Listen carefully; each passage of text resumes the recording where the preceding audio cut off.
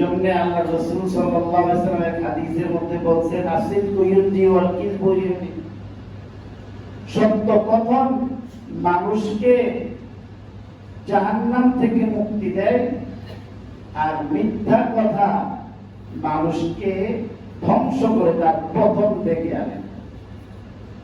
অন্য এক হাদিসের মধ্যে আল্লাহ রাসূল সাল্লাল্লাহু আলাইহি ওয়াসাল্লাম বলেন, যৌথ ব্যবসায়ী যারা একজনের সাথে আরেকজনের শেয়ারে ব্যবসা করে, দুইজনে মিলে ব্যবসা করে, আল্লাহ রাসূল ফরমান যে দুইজন যৌথ ব্যবসায়ীর উপর আল্লাহর রহমত নাযিল হইতে থাকে মা লাম ইয়াকুন আহাদুহুমাল আখার, যতক্ষণ না এক বন্ধু আরেক বন্ধুকে ধোঁকা দেয়। যদি সততার সঙ্গে যৌথ ব্যবসায়ী অংশীদারিত্বের সঙ্গে ব্যবসায়ী কর্মকাণ্ড সহিহ তরিকায় চালায়া যায়, আল্লাহ তাআলা এই ব্যবসার মধ্যে বরকত দেন। মিথ্যা কথা বললে আল্লাহ বরকত উঠায় দেন। হযরত আলী রাদিয়াল্লাহু তাআলা আনহুর সময় এমন ঘটনা ঘটছে, একবার হযরত আলী রাদিয়াল্লাহু তাআলা আনহুর সময় দুই বন্ধু বাজারের থেকে রওনা দিয়েছে বাড়ির যাইব। কথাবার্তা বলতে গিয়া তর্ক আরম্ভ হয়েছে। এই তর্কাতর্কির মধ্যে দুইজনের মত দুই দিকে চলে গেছে, একটা আরেকটার উপর ঠিক বা থাপ্পড় মারছে। তো থাপ্পড় দিছে খুন করার জন্য না, এই থাপ্পড় দিছে, ধাক্কা দিছে না কি করছে, এর ভিতরে ওই লোক পড়ে জায়গার মধ্যে ইন্তেকাল করছে। মারা যাওয়ার পরে এখন তো সে ভয় পেয়ে গেছে। ইমানদার ব্যক্তি, সে তো গুনাহ করতে পারে না, আবার এখানে শুধু গুনাহ না, হত্যা করেছে, আবার শুধু হত্যাই না, বন্ধুকে হত্যা করেছে। তো ভয় পেয়ে দৌড় দিছে, পলায় গেছে। কিছুক্ষণ পরে ওই নিহত ব্যক্তির বাড়ির পাশের এক বন্ধু উনি বাড়িতে যেতেছিলেন, রাস্তার মধ্যে তারে মৃত দেখতে পেয়ে কান্নাকাটি শুরু করে দিলেন। ইমানদার ব্যক্তি দরদি হয়, নিজে মহিলাও আরেকজনকে বাঁচাইতে চায়, কান্নাকাটি শুরু করছে। হায় হায় আমার ভাইয়ের কে মারলো, কে মারলো। রাস্তা দিয়ে কোতোয়াল যেতেছিল পুলিশ সেই যুগে, উনি এসে দেখেন এক লোক মহিলা রয়েছে, পাশে আর একটা বৈশা রয়েছে, তুই মন তার মারছ? না, আমি মারছি না। তো তুই আবার মিথ্যা কথা বলো, এখনই তোরে নিয়ে যাবো খলিফাতুল মুসলিমিনের আদালতে, হত্যার বদলে তোরে হত্যা করবে। আমারে হত্যার বদলে হত্যা করে, তো আমি মারছি না, তো আমি চাই আমার বইটা নিয়ে মেরে ফেলে।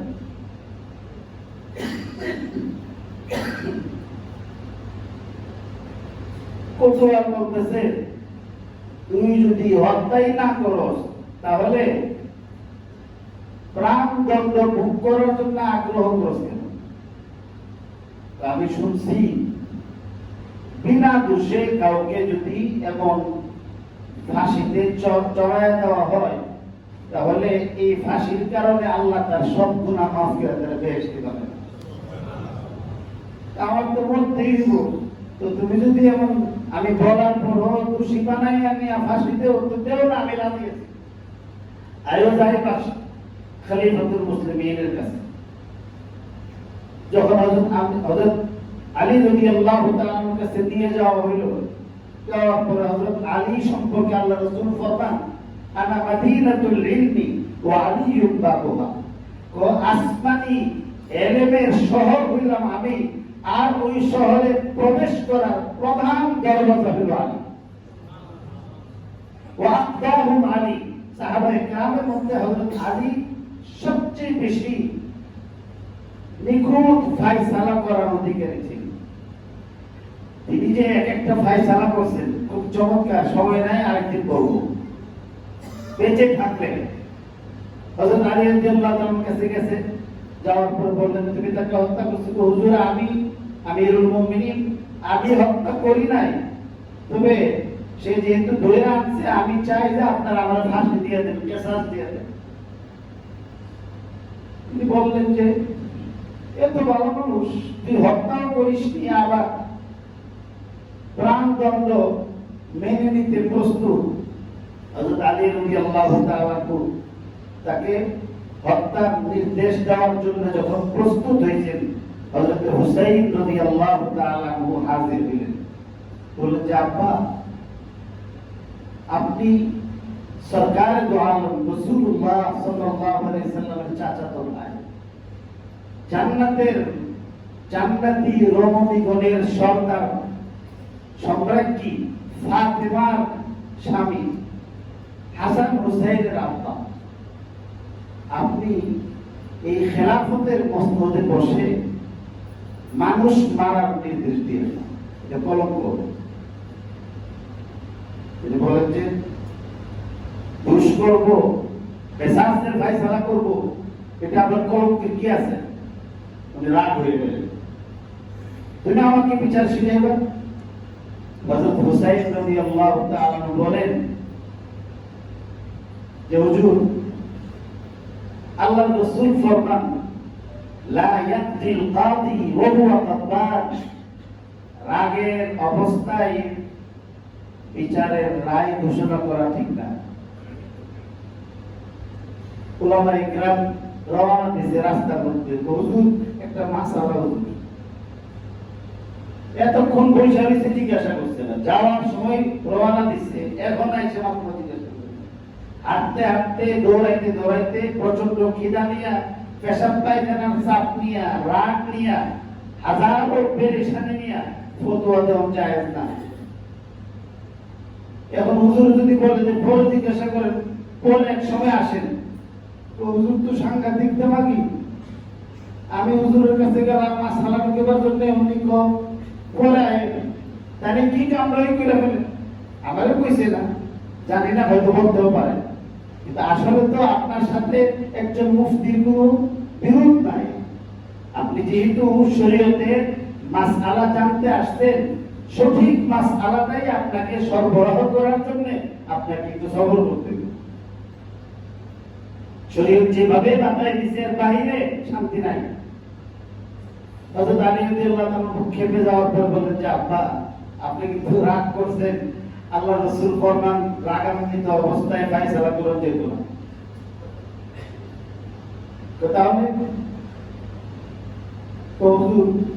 এই লোকটা কিন্তু সত্য কথা বলছে। কি সত্য কথা বলছে? সে বলছে যে আমি হত্যা করি নাই। হত্যা না করার পরও সে কিন্তু আপনাদের বিচার মান্য নিতেছে।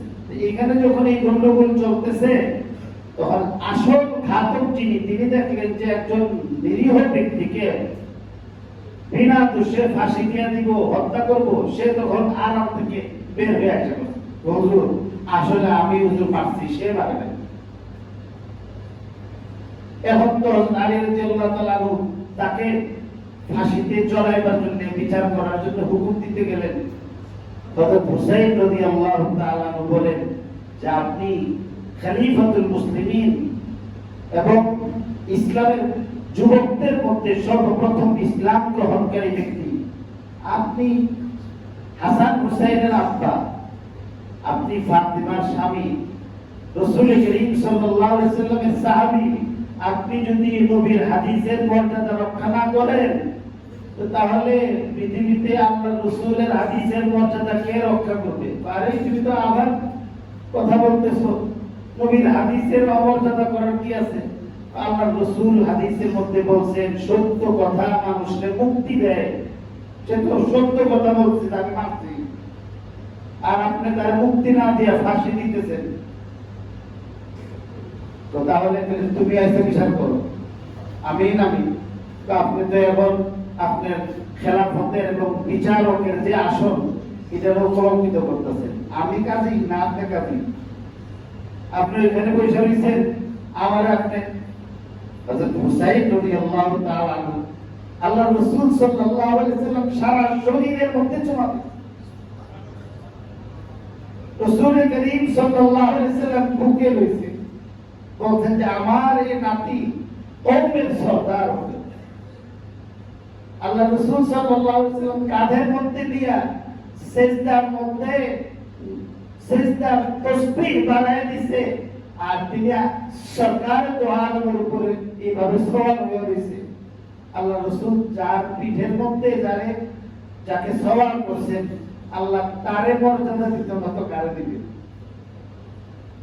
হযরত হুসাইন রাদিয়াল্লাহু তাআলা বলেন যে কাজী, হাকিম, খলিফা আপনি, মস্তর আপনার বিচার করব আমি এখান থেকে। হযরত আলী রাদিয়াল্লাহু তাআলা এবার দেখছেন না জি এই বলি খালি তো ফুতে খালি ফেসি। এবার কিছুক্ষণ থামলেন, থেমে বললেন আমার এবার রাগ শেষ হয়েছে, এখন বলো আমি কি করতে পারি। কইয়া আলী ওনার মসনদ থেকে যখন নামলেন বললেন যে এবার আপনার সাথে পরামর্শ করি আসেন। হাদিস শরীফের মধ্যে আল্লাহ রাসূল ফরমান কোন ব্যক্তি যদি হত্যাও করে ফেলে, ইচ্ছা করে, আর সে কিন্তু ইচ্ছা করে হত্যা করে না, স্বেচ্ছায় যদি হত্যা করে, নিহত ব্যক্তির পরিবার যদি তার মাফ করে দেয় তাহলে তার ফাঁসি হবে। আপনি তার ফাঁসি না দিয়ে তার পরিবারের সাথে সংলাপ করতে পারেন। এরা যদি মাফ না করে প্রয়োজনে অর্থ দণ্ড দিয়ে যদি তাদেরকে বোঝানো যায়, এটাকে দিয়ত বলে, তাহলে পয়সা দিয়ে হইলেও তাদের কাছ থেকে মাফ লওয়া গেলে তাইলে তো সে প্রাণে বেঁচে যায়। কথা তো ঠিকই বলছো, পকেটে টাকা পয়সা আছে দিক কিছু আছে, বাইর করছে দেখা যায় এটা দিয়ে হইতো না, আমার পকেটেও কিছু আছে। কেন? একজন ইমানদার ব্যক্তির বাঁচাই দেওয়ার জন্য। ইমানদার ব্যক্তির আর যিনি বাঁচাইবেন আল্লাহ তার বাঁচার ব্যবস্থা। বাপ পুত্রের দুইজনের টাকা পয়সা লইছে, লইয়া নিহত ব্যক্তির বাড়িতে গেছে। যাওয়ার পরে সেই ব্যক্তির পরিবারের লোকেরা যখন দেখলো খলিফাতুল মুসলিমিন হযরত হুসাইনকে নিয়ে, পুত্রকে নিয়ে হাজির হয়ে গেছে, জিজ্ঞাসা করলেন যে কেন হাজির হয়েছে। তো সে তো আসলে অনিচ্ছায় চলতে ফিরতে গিয়ে আসলে দুইজনই বন্ধু বাড়িতে আসতে গিয়ে কথার অমিল হয়েছে, রাগ করছে, সে রাগ ঝাড়তে গেছে, সে যে মৃত্যুবরণ করবে তার ইচ্ছা ছিল না, মারা গেছে। তোমার তো ক্ষতি যা হওয়ার হয়ে গেছে, এখন তার সে ফিরে আসবে না। আমরা বাপ পুত্রের কাছে এই পয়সাগুলি ছিল, আল্লাহর রাস্তে এইগুলি নিয়ে তার মাফ করে। সে বলতেছে আপনি এখানে আসছেন, কোনো টাকা পয়সার কোনো দরকার নেই, আমরা এমনি মাফ করে দিই। তখন বললেন যে আব্বা এবার দেখেন, এবার কিন্তু নবীর হাদিস তো ঠিক আছে যে সত্য মানুষকে মুক্তি দেয়, তারা কিন্তু মুক্তি দিচ্ছে। এই যে দ্বিতীয় ব্যক্তি হত্যা করার পরে আড়াল থেকে বের হয়ে আসছে, কেন? কোন ঘাতক যদি গুনাহ করে আর আদালতের ফায়সালায় যদি তাকে শাস্তি মৃত্যুদণ্ড দেওয়া হয়, এটাকে কিসাস বলে। কিসাসের ভিত্তিতে যাদের প্রাণদণ্ড কার্যকর করা হয়, এই প্রাণদণ্ড কার্যকর করার দ্বারাতে যে হত্যা করছে, হত্যার গুনাহ মাফের সাথে সাথে তার জিন্দেগীর সমস্ত গুনাহ মাফ করে আল্লাহ তাকে শহীদের মর্যাদা দেন। আড়াল থেকে বের হয়ে কেন আসছে? গুনাহ মাফের জন্য। প্রথম ব্যক্তি হত্যা না করেও ফাঁসিতে ঝুলবার জন্য রাজি হয়েছে, কেন? যে নিষ্পাপ মানুষকে যদি কেউ মৃত্যুদণ্ড দেয় আল্লাহ তাকে শাহাদাতের মর্যাদা দেয়। তো মরণ তোলার ভয় এমন ভাবে মরণ, এটা অনেক সৌভাগ্যের যে শুধু মৃত্যুর কষ্টটাই হবে, চক্ষুটা বন্ধ হইতে দেরি হবে, জান্নাতে প্রবেশ করতে দেরি হবে। এই জন্য মুমিন ব্যক্তির প্রধান বৈশিষ্ট্য আল্লাহর কাছে মাফ চাওয়া। আমাদের